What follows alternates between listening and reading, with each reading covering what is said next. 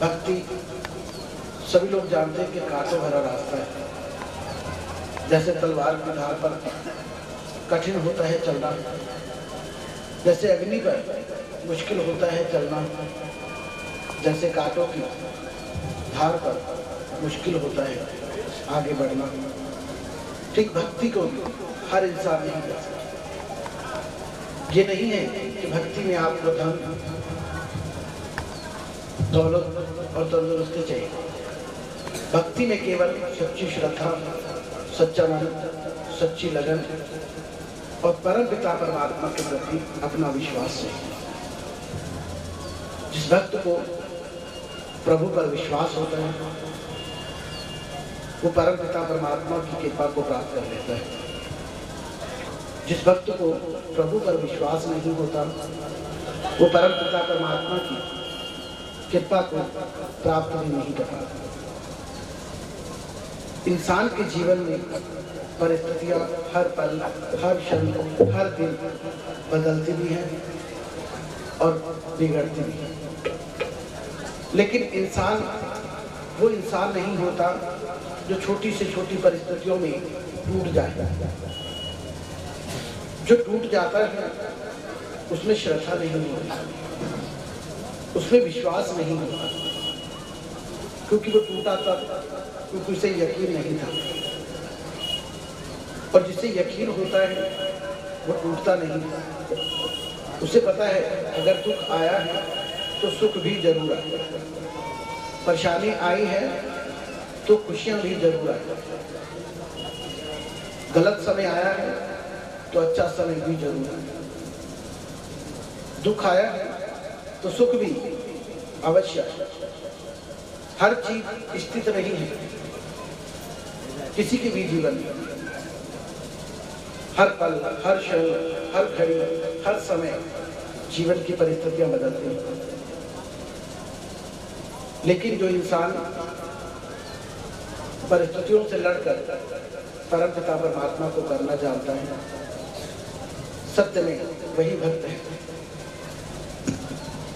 और जो परिस्थितियों से टूट जाता है वो भक्त नहीं होता, वो व्यापारी होता है। चाहे परमात्मा से व्यापार करे या गुरु से करे या देवी देवताओं से करे, किसी से नहीं करे। हम लोग कहते हैं नाम लेकर के हम नामधारी हो गए, हम गुरु वाले हो गए। गुरु वाला भक्त तब बनता है जब अपने मन, जीवन, पूरे भाव, विचार, श्रद्धा, लगन पूर्ण रूप से गुरु रूप में और गुरु चरणों में समर्पित हो जाए। हर परिस्थिति में बस परम पिता परमात्मा से प्रार्थना करें कि आप जिस हाल में रखोगे मैं उसी हाल में ही रहेगा। यदि आपकी मर्जी है मुझे रुलाने की तो मैं रहूंगा, मुझे कोई नहीं हंसा सकता। और जब आपको मेरा दर्द होगा तो आप मुझे हंसाएंगे भी। कहते हैं परम पिता परमात्मा को यदि हमारा रोना अच्छा लग रहा है तो उसमें कोई ना कोई कारण है। कबीरदास भाव कहते हैं, मेरे रोने से तुमको जो आए खुशी, मेरे रोने से तुमको जो आए खुशी, तो मैं रो रो के तुमको मनाया करूं, तो मैं रो रो के तुमको मनाया करूं। मेरे दुख में भी जो तुम मुस्कुराते प्रभु, मेरे दुख में भी जो तुम मुस्कुराते प्रभु, तो मैं दुखों में जीवन डुबोया करूं, तो मैं दुखों में जीवन डुबोया करूं। केवल आपके जान स्वामी जो आप चाहें मैंने वही करना है, जिस बात में आपकी खुशी हो, क्योंकि आप मेरा कभी भी बुरा नहीं कर सकते। आप मेरा बुरा कभी होने नहीं दे सकते। बाकी दुख सुख मेरे कर्मों पर निर्भर करता है। यदि दुख आया है तो कहीं ना कहीं कोई न कोई मुझसे त्रुटि अवश्य हुई होगी, इस जन्म में या पूर्व जन्म मेरे कर्मों का प्रभाव है। लेकिन मैंने सुना है कि स्वामी आप सबके कर्म काट देते हो, तो इसका अर्थ है कि मैं समर्पित नहीं हुआ, क्योंकि जो गुरु चरणों में समर्पित हो जाता है प्रभु उसके कर्म भी काट देते हैं। तो कहीं ना कहीं किसी न किसी परिस्थिति में मुझ में खोट है, जो मेरे कर्म कट नहीं पाए, जो मेरे दुख समाप्त नहीं हो पाए और मेरे जीवन को आज कहते हैं परम पिता परमात्मा पर विभक्ति होती है। एक भक्त श्रद्धा विश्वास परम पिता परमात्मा के पावन चरणों में रखकर अपना जीवन और अपने जीवन की हंसी खुशी प्रारंभ करता है। अपने प्रभु से उसने हाथ जोड़कर निवेदन किया कि प्रभु जो कुछ भी है आप हैं, मेरे पास ना कुछ था ना है और ना ही मैं समझता हूँ कि आगे होगा। वो तब सकता है जब आप चाहें और वो भी आप, लेकिन मेरा कार्य है और मेरे पास क्षमता उस कार्य को केवल 1000 रुपये लगाने की है, लेकिन मुझे लगता है मेरा कार्य कम से कम 1 लाख की धनराशि से संपन्न हो। मेरे पास नहीं है, क्या होगा कैसे होगा ये आप जानते। प्रभु ने उनसे केवल इतना कहा कि श्रद्धा रखना, श्रद्धा और सबूत अर्थात श्रद्धा और विश्वास। यदि तुझे श्रद्धा है तो तेरा 1000 में 10 लाख के बराबर काम। 1000 तो बहुत छोटी, यही प्रभाव हुआ, उसका कार्य प्रारंभ हुआ। उसके जीवन में उसने जो नहीं सोचा था वो कार्य किया। 1000 धन राशि जिसकी जेब में घर पर, लेकिन उसका कार्य जब हुआ तो 10 लाख से भी ऊपर का। उसे नहीं पता कि उसका ये कार्य कैसे हुआ है, कहाँ से हुआ है और किस परिस्थितियों में हुआ, लेकिन जो उसने मन में सपने सजाए थे वो सपने सारे पूर्ण हुए। उसके बाद वो परम पिता परमात्मा के पावन चरणों में आकर नमन करता है, प्रभु ये कैसे हुआ, मैंने कल्पना भी नहीं की, सोचा नहीं था, मेरे साथ कोई भी नहीं था, मैं केवल अकेला था और मेरे पास कुछ भी नहीं था, लेकिन मेरा काम वैसा हुआ जो बड़े बड़े लोगों का भी नहीं होता। मैं हर सांस आपको विनती करता रहूं और जिस घड़ी मेरा जीवन सुरक्षित हो जाएगा उस घड़ी मैं जग छोड़ दूंगा। जग छोड़ने का अर्थ है जिस घड़ी मुझे लगा कि मेरा जीवन सुरक्षित है, मैंने काल 84 से मुक्ति प्राप्त करनी है, मैं संसार का मोह छोड़कर अपने आप को आपके पावन चरणों में समर्पित कर दूं। ये मेरे मन की चाहत है, क्योंकि आपके सिवा मेरे पास और कुछ भी नहीं है। जब इंसान परम पिता परमात्मा के पावन चरणों में समर्पित कर देता है तो परम पिता परमात्मा सदैव हर घड़ी हर कदम पर उसके साथ चलता है। हम लोग थोड़ी सी सेवा करते हैं, थोड़ा भजन करते हैं, आरती पूजा करते हैं, मंदिर मस्जिद गुरुद्वारे में जाते हैं या दान पुण्य करते हैं, तो हम लोग लाखों लोगों को बताना शुरू करते हैं, मैंने ये किया, मैंने वैसा किया, मैंने ये कर्म किया, मैंने इतनी सेवा की, मैंने इतना दान किया।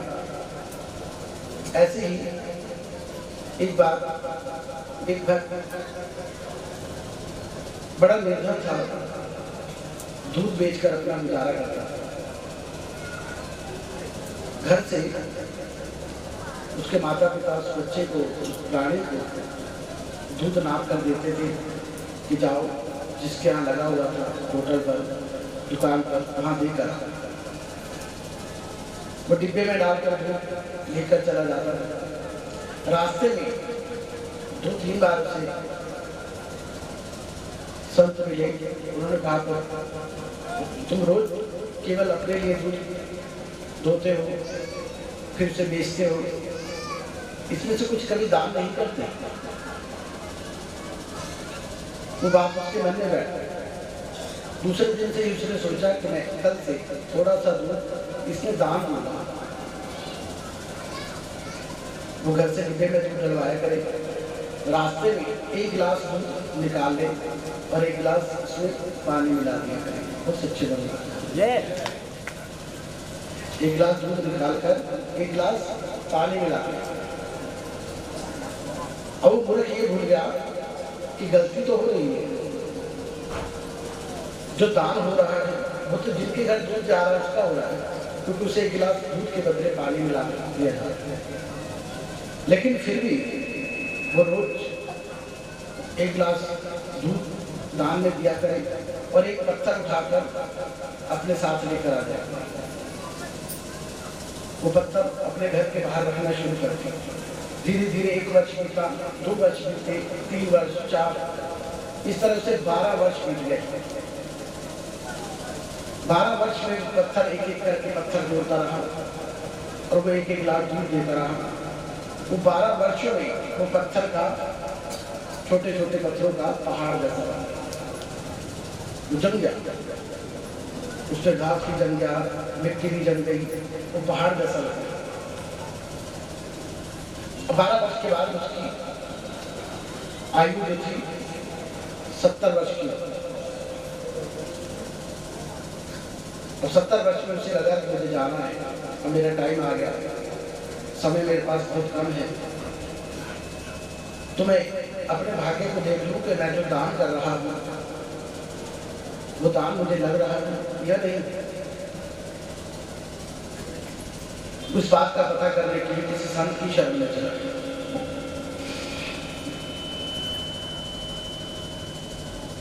जब संत के पास पहुंचा तो संत ने कहा, आओ मूर्ख प्राणी, क्या अपने पहाड़ के लिए पूछने आए हो? उस वक्त पूरे आदमी ने कहा, नहीं मैं पहाड़ के लिए, मैं अपने दान के लिए पूछने आया हूं। मैंने जो दूध दान में दिया है मेरा दान लगा, मुझे अगले जन्म में भी दूध मिलेगा, उसका फल मिलेगा या नहीं मिलेगा? प्रभु ने कहा, वो दूध तो तूने एक एक पत्थर जो इकट्ठा किया वो पहाड़ बना दिया। अब उस पहाड़ के सामने बैठ करके पुकार करो, यदि पहाड़ तुम्हें दूध दे दे तो परमपिता परमात्मा भी दूध दे सकता है, और यदि वो पहाड़ दूध नहीं देगा तो परमपिता परमात्मा भी दूध नहीं देंगे, उस सेवा का फल नहीं देंगे। कहने लगा, ये क्या बात है? तब संत ने मुस्कुराकर कहा, दान वही होता है जो एक हाथ दे और इस हाथ को पता न देकर, वो कहते हैं नेकी कर कुएं में डाल, किसी की भलाई करनी है करके भूल जाओ, वापसी उससे भलाई की आशा मत रखो। यदि आप ये आशा रखते हो तो आपकी भलाई व्यर्थ होगी, बेकार होगी। दान दिया है या किसी पर उपकार किया है, किसी की मदद की है और बदले में आप मदद करना मांगना चाहते हो तो आपसे बड़ा मूर्ख कोई नहीं। दान वही होता है तो देकर भूल जाए और अपनी नेक कमाई में से, ये नहीं कि पाप की कमाई में से, बुराई की कमाई में से आप दान दोगे। जो बुराई की कमाई में से दान देता है परमपिता परमात्मा वो दान स्वीकार नहीं करता। दान 10 लखों की नेक कमाई, अर्थात दोनों हाथों से जो नेक नियत से की हुई कमाई होती है, सच्ची, चाहे वो मजदूरी हो और आपकी जो सच्ची मेहनत से कमाया हुआ धन है वो धन, पाप की कमाई नहीं। पाप की कमाई से परमपिता परमात्मा कभी खुश नहीं होते और परिवार भी कभी नहीं पनपते। आप यहाँ पर लगा लीजिए, जिस पाप की कमाई से कभी परिवार नहीं पनपता, जो इंसान पाप की कमाई अपने परिवार को खिलाता है उसका परिवार बुराई के रास्ते पर निकल जाता है। वो सच्ची दरबार, उसके संतान उसे कभी सुख नहीं देती, वो उल्टे कदम कर चल जाते हैं, सेवा नहीं करती, आदर नहीं करती। बुरे काम, बुराई, मांस मदिरा का सेवन करना, बदतमीजी करना, बड़ों का निरादर करना, धक्के मारना, ये कर्म के स्वभाव बन जाता है। घर में रोज का कलेश, और जिस घर में कलेश होता है वहां परम पिता परमात्मा नहीं होता। सेवा, सिमरन, बंदगी हम 2 मिनट की करते हैं, फिर परमात्मा से कहते हैं मैं तो दास था, मैंने तो गुरु नाम भी लिया, सिमरन भी मैं करता हूँ, फिर भी मेरा जीवन नहीं बदला, मेरे जीवन में सुख नहीं आया। सुख के लिए नाम ना लिया, सुख के लिए सेवा करते हो, तो फिर आपसे बड़ा मूर्ख दूसरा नहीं। वो व्यापार हुआ परम पिता परमात्मा से, और परम पिता परमात्मा से व्यापार करने की शक्ति देवी देवताओं में नहीं है। एक मामूली सा इंसान परम पिता से परमात्मा से व्यापार करने की शक्ति रखते हैं तो पाप कमा रहा है। सेवा निस्वार्थ, आप कहीं भी हो, आपकी जो सोच है, आपकी जो सेवा है, प्रभु कहीं पर भी बैठे हैं, वो आपकी सेवा को देख रहे हैं, आपकी श्रद्धा को देख रहे हैं, आपकी श्रद्धा आपकी सेवा स्वीकार करता है। लेकिन आप प्रभु के सामने बैठ करके, प्रभु के सामने खड़े होकर के सोचो कि प्रभु को दिखा करके जो काम किया जाएगा वही है, तो ये आपकी भूल है। जो प्रभु के सामने हम लोग कुछ होते हैं, पीछे कुछ और होते हैं, वो परम पिता परमात्मा के चोर होते हैं, संत के चोर होते हैं, गुरु के चोर होते हैं, और उन्हें दंड मिलता है, आशीर्वाद नहीं। श्रद्धा, कई बार परिस्थिति ऐसी आ जाती है कि परखने के लिए, समझने के लिए हमें बड़ा वक्त लग जाता है। कई परिस्थिति ऐसी हो जाती है कि सुधारते सारी जिंदगी बीत जाती है, लेकिन परिस्थितियां सबर नहीं पाती।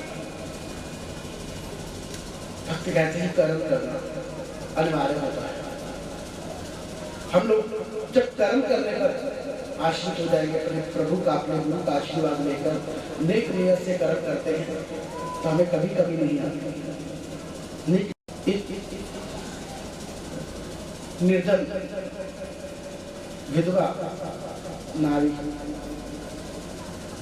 जिसके पास खाने का भी अभाव था, और इकलौता पुत्र उसके पास, छोटा सा पुत्र 7 वर्ष का। एक दिन माँ अपने पुत्र से कहती है, बेटा मेरा मन करता है मैं तेरा नाम करोड़ी मन रख दूं। बेटे ने कहा ऐसा क्यों?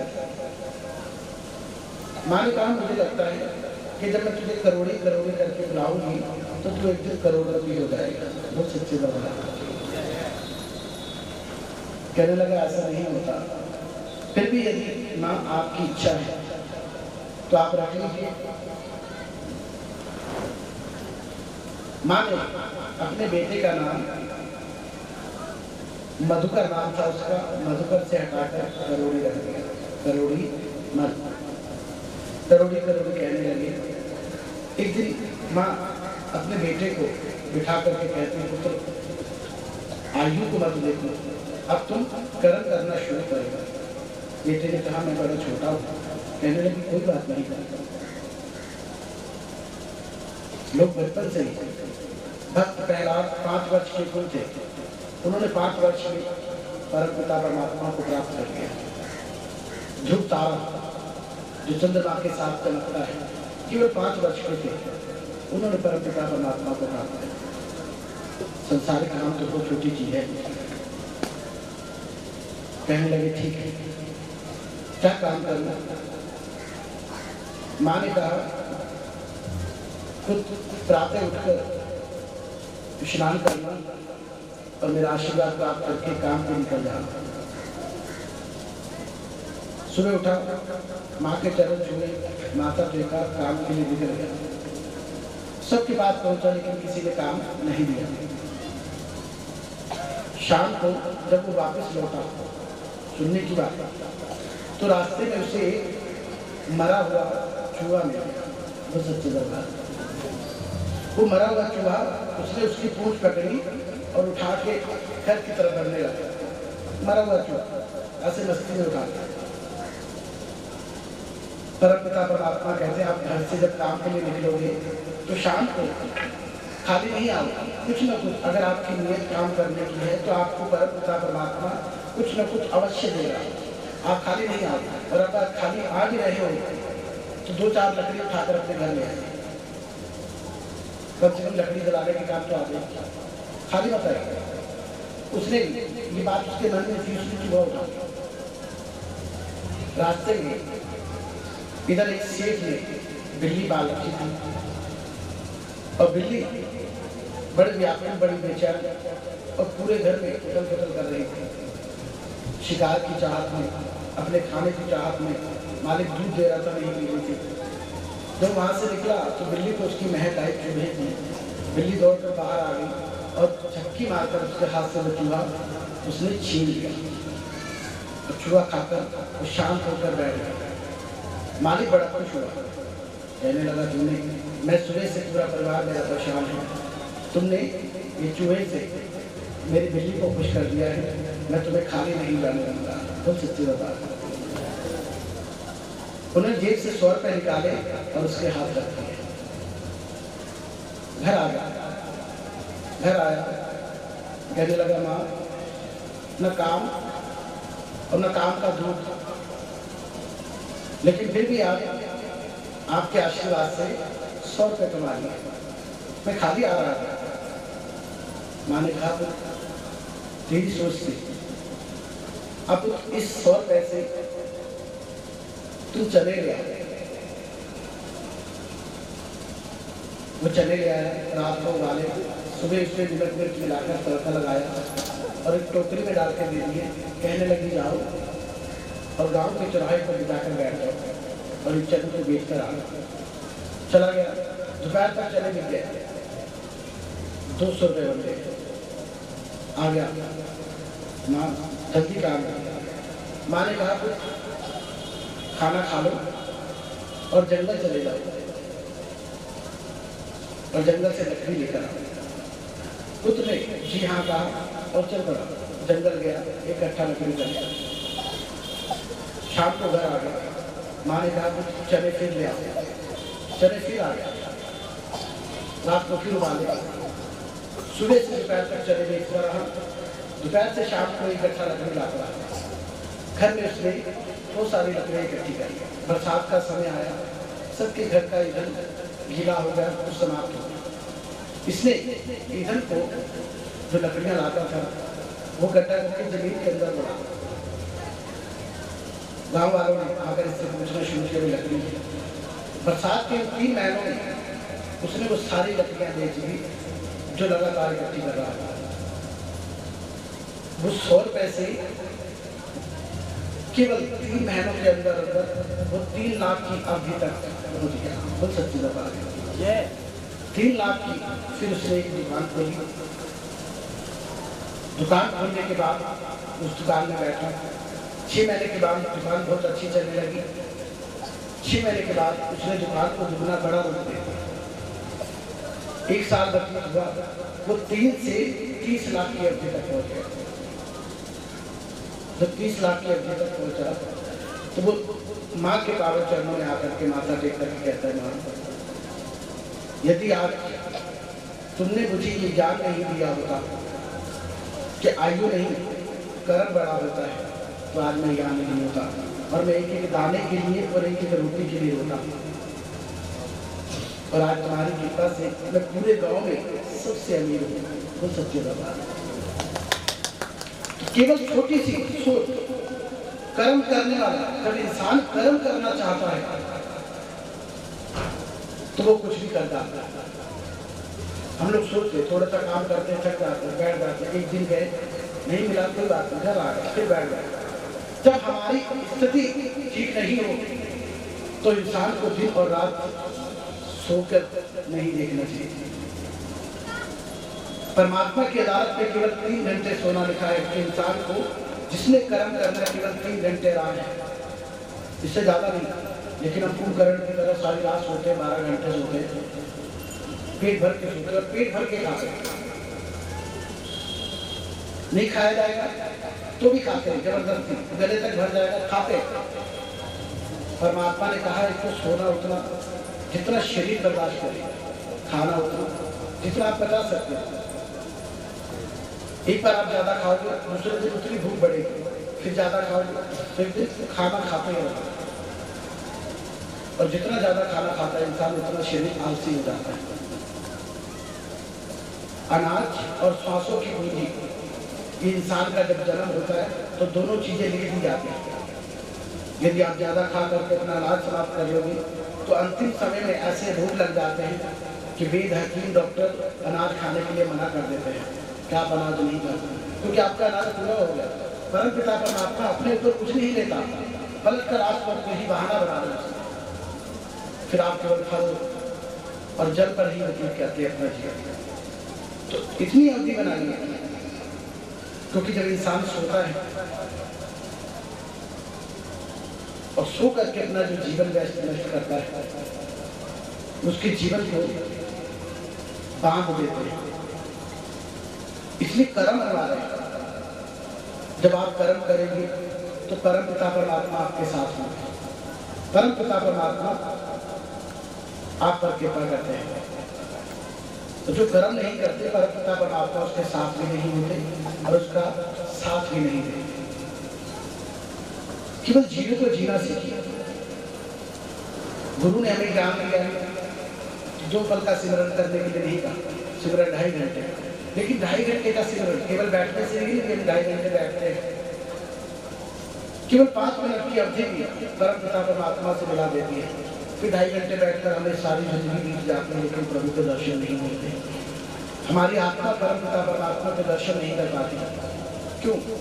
कोई न कोई कारण तो है, कहीं ना कहीं कोई न कोई कमी तो अवश्य है। वो ये है कि हमारा मन संसार से बंधा हुआ है, हम केवल टाइम पास करते हैं और परम पिता परमात्मा से, संतों से, गुरुओं से जाकर के प्रश्न करते हैं, मेरा मन नहीं लगता, मेरा मन नहीं लगा, मेरा ध्यान नहीं लगता। ध्यान कभी लगाया? अपना ध्यान को देखिए। घर में यदि पैसे रखे हो तो तुम्हारा ध्यान 24 घंटे वहीं पर आता है। पैसे पैसे कोई उठाना नहीं, बच्चे वहां न जाए, उसको ताला लगा करके रखते हो, बार बार दिन में कम से कम 10 बार वहां जाकर के देखते हो, ताला लगा है, सुरक्षित है, क्योंकि हमने उसका ध्यान किया है, वो हमारे मन में बस गया। ठीक इसी तरह जिस दिन हमारे मन में नाम की महिमा बस जाएगी, हमें परम पिता परमात्मा हर किसी में नजर आएगा। कबीरदास कहते हैं, नर नारायण रूप है तू मत समझ, नर नारायण रूप है तू मत समझ, समझ सके तो समझ ले झलक पलक का फेर। तो हर इंसान के अंदर परम पिता परमात्मा बसता है, केवल देखने का नजर आई है। आत्मा हमारी परम पिता परमात्मा का अंश है, तो हर इंसान में परमात्मा है। जब हम किसी के लिए बुरा नहीं सोचेंगे, किसी को बुरा मत देखिए, किसी के शरीर कहते इंसान कोई भी बुरा नहीं होता, इंसान की सोच बुरी होती है। इंसान से नफरत मत करो, उसकी सोच से नफरत करो।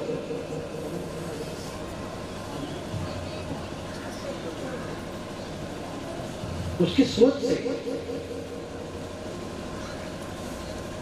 जो उसके विचार है उन चीजों से नफरत करो।